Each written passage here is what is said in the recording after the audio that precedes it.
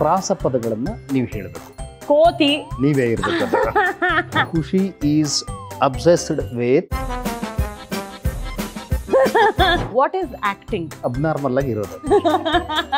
Death bed ಅಲ್ಲಿ ಇರುವಾಗ ಯಾವ ಪಿಕ್ಚರ್ ನೋಡ್ತೀರಿ? ದೇವ್ರೇ ಕಾಪಾಡಪ್ಪ ನನ್ನ ಅಂತ. ಏನಾದರೂ ಸರಿ ಹೇಗಾದರೂ ಸರಿ ಈ ಜನ್ಮವ ನಾನು ನಿನ್ನೊಂದಿಗೆ ಕಲಿವೆ. ಹಾಯ್ ಎಲ್ರಿಗೂ ನಮಸ್ಕಾರ. ನಾನು ನಿಮ್ಮ ಖುಷಿ ಮಾತಾಡ್ತಾ ಇರೋದು. ನಾನು ಸಂಪತ್ ಕುಮಾರ್. ನಾನು ತಗೋತೀನಿ. ನಾನು ನಿಮ್ಮ ಕ್ವಶನ್ಸ್ ಕೇಳ್ತೀನಿ ಫಸ್ಟ್, ಆಯ್ತಾ? ಅದಕ್ಕೆ ನಾನು ಕೇಳ್ಬಾರ್ದು? ಹೇಳೋಣ, ನಾನು first. Done. 5 directors you loved working with and why? Hemanth Rao sir. Nice. Prashanth Neel sir. ಬರ್ಲಿ ಇನ್ನು 3 ಬಂದ್ಬಿಡ್ಲಿ. And Y? ಮತ್ತೆ ನೀತಿ ಸಿನಿಮಾ ಡೈರೆಕ್ಟರ್. ಕಾರಣ ಬೇರೆ ಬೇರೆ ಇರುತ್ತೆ. ಅಂದರೆ ಅವರು ಆಯ್ಕೆ ಮಾಡ್ಕೊಳ್ಳುವಂಥ ಸಬ್ಜೆಕ್ಟ್ಗಳು ಇರ್ಬೋದು, ಮತ್ತು ಅಲ್ಲಿನ ಕ್ಯಾರೆಕ್ಟರೈಸೇಷನ್ ಅಂದರೆ ಪಾತ್ರ ಪೋಷಣೆ ಅಂತ ಏನು ಹೇಳ್ತಾರಲ್ಲ ಆ ಥರದ ವಿಷಯಗಳಿಗೆ ಸಂಬಂಧಪಟ್ಟಂಗೆ ಒಂದಷ್ಟು ಜನ ಡೈರೆಕ್ಟರ್ಗಳು ನನಗೆ ತುಂಬ ಇಷ್ಟ ಆಗ್ತಾರೆ. ಸೂಪರ್. ನಾವು ನಿಮ್ಗೊಂದು ಪ್ರಶ್ನೆ ಕೇಳ್ತಾ ಇದ್ದೀವಿ, ಕೇಳುವರಂತಾಗಿ. ನೀತಿಗೆ 5 ಪ್ರಾಸಪದಗಳನ್ನು ನೀವು ಹೇಳಬೇಕು. ನೀತಿಗ ರೀತಿ, ಪ್ರೀತಿ, ಕೋತಿ, ನೀವೇ ಇರ್ಬೇಕು.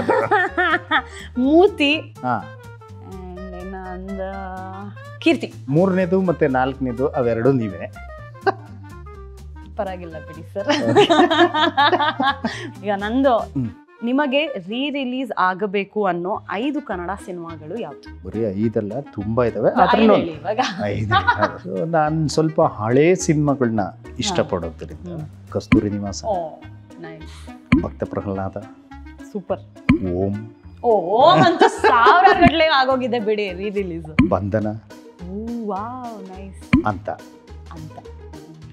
ಈಗ ಮುಂದಿನ ಪ್ರಶ್ನೆ ನಂದು.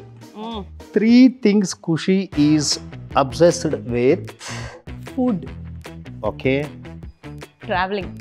Very good. ಫಿಲ್ಮ್ಸ್. ಇದು 3 ನಿಮಗೆ ತುಂಬಾ ಸಿಕ್ಕಾಪಟ್ಟೆ. ಯಾಕೆ ಇಷ್ಟ? ನಾನು ಊಟ ಮಾಡೋದಕ್ಕೆ, ಐ ಮೀನ್ ನಮ್ಮ ಫುಡಿ. ಎಲ್ಲರ ದೂರದಲ್ಲಿ ಈ ಥರದ್ದು ಒಂದು ಬಿರಿಯಾನಿ ಚೆನ್ನಾಗಿದೆ ಅಂದರೆ ಅಲ್ಲಿ ಹೋಗ್ಬಿಟ್ಟು ನಂಗೆ ಟ್ರೈ ಮಾಡೋದಕ್ಕೆ ಇಷ್ಟ. There is no reason for that. ನನಗೇನು ಇಷ್ಟ ಅದನ್ನು ಟ್ರೈ ಮಾಡೋದಕ್ಕೆ. ಪುಟಾಣಿ ಹೋಟೆಲ್ ಇದ್ರೂ ಅಲ್ಲಿ ಹೋಗ್ಬಿಟ್ಟು ನಾನು ಅದನ್ನು ಟೇಸ್ಟ್ ಮಾಡಬೇಕು ಫುಡು ಅಂತ ನಂಗೆ ತುಂಬ ಇಷ್ಟ ಇದೆ. ರೀಸೆಂಟಾಗಿ ಐ ವೆಂಟ್ ಟು ಇದು ನವಯುಗ ಆಗಿರ್ಬೋದು, ಸಿದ್ದಪ್ಪ ಹೋಟೆಲ್ ಆಗಿರ್ಬೋದು, ಮಾರ್ನಿಂಗ್ ಬ್ರೇಕ್ಫಾಸ್ಟ್ ಎಲ್ಲ ಇರುತ್ತಲ್ಲ. ರಾತ್ರಿ ಎಲ್ಲ ಶೂಟಿಂಗ್ ಮುಗಿಸ್ಕೊಂಡು ಬೆಳಿಗ್ಗೆ ಮನೆಗೆ ಹೋಗ್ಬೇಕಾದ್ರೆ ಬೆಳಗಿನ ಜಾವ ಹಸಿತಿತ್ತು, ಈ ಹೆವಿ ಹೊಟ್ಟೆ ಹಸಿತಿತ್ತು.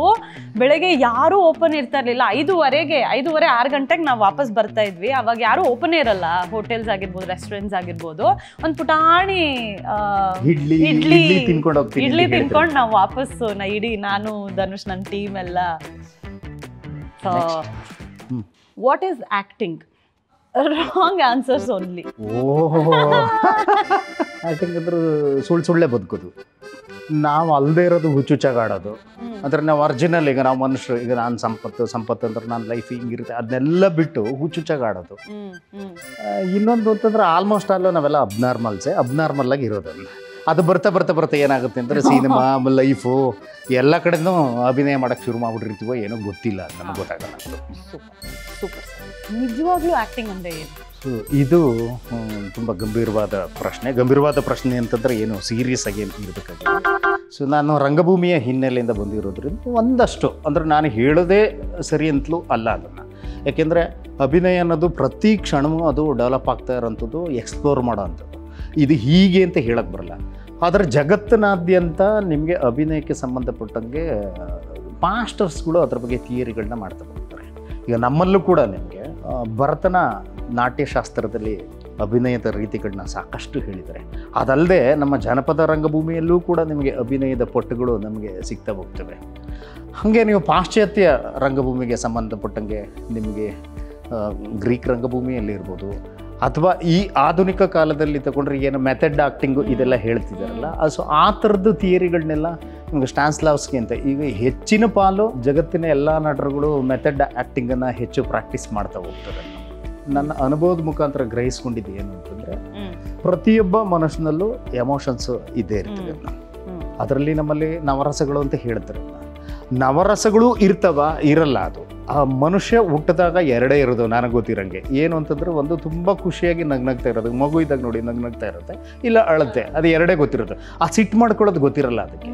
ಆ ಸಿಟ್ಟು ಮಾಡ್ಕೊಳ್ಳೋದು ಇನ್ನೇನೋ ಅದು ತನ್ನ ಎಮೋಷನ್ಸ್, ಬೇರೆ ಬೇರೆ ಎಮೋಷನ್ಸ್ ತೋರಿಸ್ಕೊಳ್ಳೋಕೆ ಅದು ಬೆಳೀತಾ ಬೆಳೀತಾ ಬೆಳೀತಾ ಯಾವ ವಾತಾವರಣದಲ್ಲಿ ಬೆಳೀತದೆ ಅದ್ರ ಮುಖಾಂತರ ಎಮೋಷನ್ಸನ್ನ ಆ್ಯಡ್ ಮಾಡ್ಕೋತಾ ಹೋಗುತ್ತೆ ಅಂತ. ವೆಲ್ ಸೆಡ್ ಸರ್, ನಿಜ. ಆಯಿತಾ? ಆದರೆ ಈ ಎಲ್ಲ ಏನು ನವರಸಗಳು ಅಥವಾ ಎಮೋಷನ್ಸ್ ಅಂತ ಏನು ಕರೀತಾರಲ್ಲ, ಸೊ ಆ ಎಮೋಷನ್ಸ್ಗೆ ಮೂಲ ಒಂದು ಕಾರಣ ಇದೆ. ಅದೇನು ಅಂತಂದರೆ ಎನರ್ಜಿ.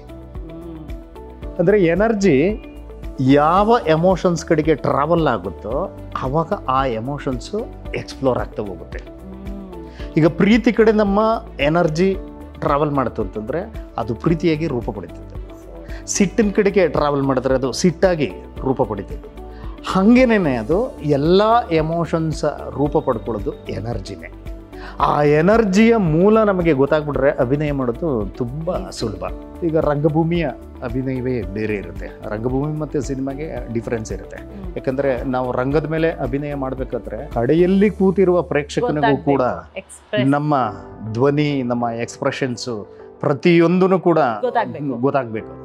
ಆದರೆ ಸಿನಿಮಾದಲ್ಲಿ ಹಾಗಲ್ಲ ಅದು. ಯಾಕೆಂದ್ರೆ ಒಂದು ಫ್ರೇಮ್ ಒಳಗಡೆ ಆ್ಯಕ್ಟಿಂಗ್ ಮಾಡಬೇಕಾದ್ರೆ ಆ ಫ್ರೇಮ್ಗೆ ಎಷ್ಟು ಬೇಕೋ ಅಷ್ಟೇ ನಾವು ಅಭಿನಯ ಮಾಡಬೇಕಾಗುತ್ತೆ. ಅದಕ್ಕಿಂತ ಜಾಸ್ತಿ ಮಾಡಿದಾಗ, ನಾವು ನಾಡಿದ್ದಲ್ಲಿ ಮಾಡಿದಾಗ ಏನಾಗುತ್ತೆ, ಅದು ಓವರ್ ಅಂತ. ಅದೇನಾದ್ರೂ ಮಾಡ್ತಾ ಮಾಡ್ತಾ ಮಾಡ್ತಾ ಅನುಭವ ಬರ್ತಾ ಸೊ ಆ ಡಿಫ್ರೆನ್ಸನ್ನು ಗುರುತಿಸ್ಕೊಂಡು ಹೋಗ್ತೀವಿ. ಸಕ್ಕದಾಗಿತ್ತು. ನಮಗೆ ಯಾವಾಗಲೂ ನೈಟ್ ಶೂಟ್ ಇರ್ತಾ ಇತ್ತು, if you remember sir. Sampath sir ನನಗೆ ಸಿಕ್ಕಾಪಡೆ ಜಾನಪದ ಕಥೆಗಳಾಗಿರ್ಬೋದು ಇದನ್ನೆಲ್ಲ ಹೇಳೋರು. ನಾನು ಒಳ್ಳೆ ಚಿಕ್ಕ ಮಗುದ್ರ ಓ ಹಿಂಗಿತ್ತಾ, ಓ ಇದು ಹೆಂಗೆ ಬಂತು. ಮತ್ತೆ ಸಿಕ್ಕಾಪಟ್ಟೆ ನಾವೆಲ್ಸ್ ಎಲ್ಲ ನೀವು ಹೇಳ್ತಾ ಇದ್ರಿ, ನಿಮ್ಗೆ ನೆನಪಿದ್ರೆ ಕೆಲವು. ಅಂದ್ರೆ ಇಂಡೈರೆಕ್ಟ್ ಆಗಿ ನೀವು ನಾನು ಜಾಸ್ತಿ ತಲೆ ತಿಂತಿದ್ದೆ ಅಂತ ಹೇಳ್ತಿದ್ದೆ. ಅದನ್ನೇ ನಾನು ಹೇಳಿದ್ದು. ಇಲ್ಲ, ಆ ಥರ ಇಲ್ಲ. Very knowledgeable and productive it was. Thank you. ಈಗ ನನ್ನ ಪ್ರಶ್ನೆ. ಹೇಳಿ, ಬರ್ಲಿ. ಇದು ನಾನು ಕೇಳಬೇಕಾಗಿರೋ ಕ್ವಶನ್. ಈ ಸಿಚುಯೇಷನ್ಗಳಲ್ಲಿ ಯಾವ ಸಿನಿಮಾ ನೋಡ್ತೀರಾ? ಒಂದೇದು ಲೋ ಫೀಲ್ ಆದಾಗ. I think I watch my favourite film Moggina ಮನಸ್ಸು.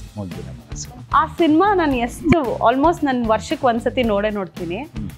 ನಾನು ಲೋ ಆಗಿರ್ಬೋದು, ಹೈ ಆಗಿರ್ಬೋದು, ಯಾವಾಗ್ಲಾದ್ರೂ ಐ ಜಸ್ಟ್ ವಾಚ್ ಮೊಗ್ಗಿನ ಮನಸ್ಸು. ನನಗೆ ತುಂಬ ಕ್ಯೂರಿಯಾಸಿಟಿ ಇದೆ ಯಾವಾಗಲೂ. ನನಗೆ ತುಂಬ ಇಂಪಾರ್ಟೆಂಟ್ ಕ್ವಶನ್. ಡೆತ್ ಬೆಡ್ಡಲ್ಲಿ ಇರುವಾಗ ಯಾವ ಪಿಕ್ಚರ್ ನೋಡ್ತೀರಾ? ಶ್ರೀನಿವಾಸ ಕಲ್ಯಾಣ.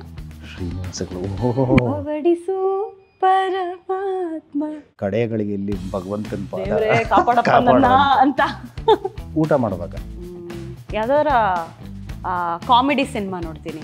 ಊಟ ಮಾಡ್ಬೇಕಾದ್ರೆ ನಮ್ಮ ಮೈಂಡ್ ಊಟದಲ್ಲೂ ಇರಬೇಕು ಆಯ್ತಾ. ಸೊ ಈ ಟ್ರಿಕ್ಕಿ ತುಂಬಾ ಸಸ್ಪೆನ್ಸ್ ಥ್ರಿಲ್ಲರು ಅಥವಾ ಟ್ರಿಕ್ಕಿ ಫಿಲ್ಮ್ಸ್ ಬಂದ್ಬಿಟ್ರೆ ಅದ್ರ ಮೇಲೆ ಕಾನ್ಸಂಟ್ರೇಟ್ ಮಾಡಬೇಕು ನಾವು.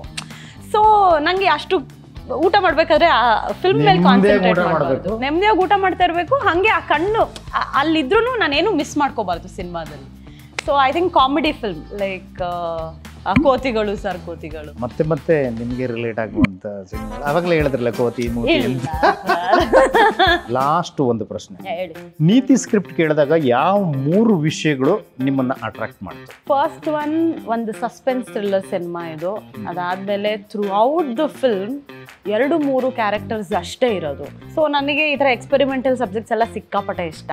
ಅದಾದಮೇಲೆ ನನಗೆ ರಾಜ್ಗೋಪಾಲ್ ಸರ್ ಬಂದಾಗ್ಲೂ ಸಾಂಗ್ಸ್ ಕೆಲವುದೆಲ್ಲ 1-2 BGM ಆಗಿರ್ಬೋದು ಸಾಂಗ್ ಕೇಳಿಸಿದ್ರು. Very nice and soothing song Sakhiye was. ಅದಾದಮೇಲೆ 3 ಹೇಳದ್ನಲ್ಲ, ಆಯ್ತಲ್ಲ ಅಷ್ಟೇ. ಹಾಗಿದ್ಮೇಲೆ ಈಗ ನಾವು ನಮ್ಮ ಜಾಗವನ್ನ ನಿರ್ದೇಶಕರಿಗೆ ಬಿಟ್ಕೊಟ್ಬಿಟ್ಟು ಸೈಡ್ಗೆ ಹೋಗ್ತೀವಿ. Thank you. I miss you. ಏನು ತೊಂದರೆ ಇಲ್ಲ. ಸೊ ಸರ್, ನನ್ನ ಫಸ್ಟ್ ಕ್ವೆಶ್ಚನ್, ನೀತಿ ಸಿನಿಮಾಗೆ ಖುಷಿನೇ ಕಾಸ್ಟ್ ಮಾಡಬೇಕು ಅಂತ ಯಾಕೆ ಅನಿಸ್ತು? ಈಗ ಎಲ್ಲರೂ ಸ್ಟೋರಿ ಬರೆಯುವಾಗಲೇ ಚಾಯ್ಸ್ ಇರುತ್ತೆ.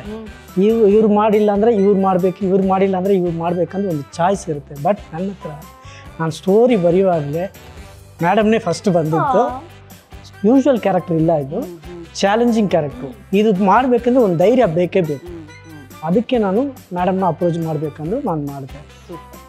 ದಿಯಾ ಪಿಕ್ಚರ್ನಲ್ಲಿ ಕ್ಲೈಮ್ಯಾಕ್ಸ್ನ ಚೇಂಜ್ ಮಾಡಬೇಕು ಅನ್ನೋ ಪರಿಸ್ಥಿತಿ ಏನಾದರೂ ಬಂದರೆ ಹೇಗೆ ಚೇಂಜ್ ಮಾಡ್ತೀರಾ? ಟೀಮ್ ಎಲ್ಲ ಸೇರ್ಕೊಂಡು ಒಂದು ಹ್ಯಾಪಿ ಎಂಡಿಂಗ್ ಥರ ಸುಮ್ಮನೆ ಆದಿ ಸಾಯ್ದೆ ಸುಮ್ಮನೆ ಹಾಗೆ ಬಿಟ್ಟು ಟ್ರೈನ್ ಇಂದ ಎಸ್ಕೇಪ್ ಆಗಿರೋ ಥರ ಒಂದು ಸುಮ್ಮನೆ ರೀ-ರಿಲೀಸ್ ಥರ ಮಾಡಿದರು, but not on O T ಟಿಗೆ ಏನೂ ಮಾಡಿಲ್ಲ. ಸೊ ಮೇ ಬಿ ಅದೇ ಥರ ಹ್ಯಾಪಿ ಎಂಡಿಂಗ್ ಮಾಡೋದಕ್ಕೆ ಇಷ್ಟಪಡ್ತೀನಿ, ಸೊ ದಟ್ ಜನರು ಖುಷಿ ಆಗ್ತಾರೆ.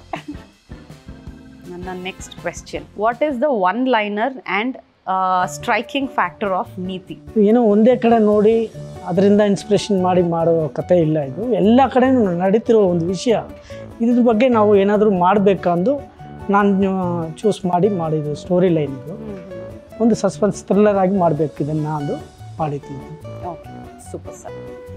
So my next question is, what are the 5 suspense thriller movie that inspired you? ಒಂದು ರಂಗಿತರಂಗ, ನೈಸ್. ಕವಳತಾರಿ.